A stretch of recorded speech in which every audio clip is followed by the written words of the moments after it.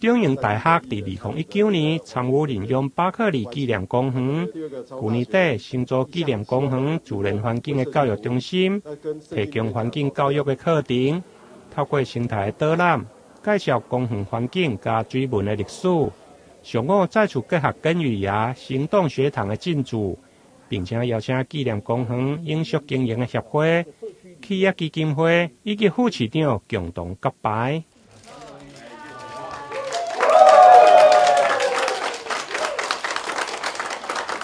根芽呢，就是植物的生命。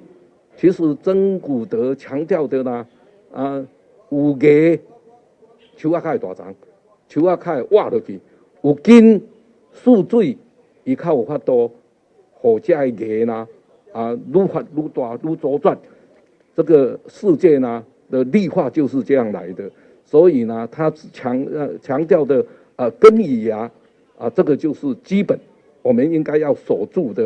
长荣大学一向希望能够为社区服务，那跟圣经里面讲天下出必亲像家己，希望能够用这样的心来做服务。那我们在这里也因为2012年曾古德博士来到台南看了这个2人溪以后，我们一路下来变成一个最好的伙伴。这些学生都是他所照顾的孩子，从非洲来到台湾来这里求学，希望台湾的这个经验将来能够回到大非洲，能够影响更多的人，创造更多的好。会甲国际曾古德根语爷生态教育革命，原因是2012年曾古德造访李林溪，而且上午的揭牌启用现场嘛，邀请中央大学贵州籍的学生共同参与。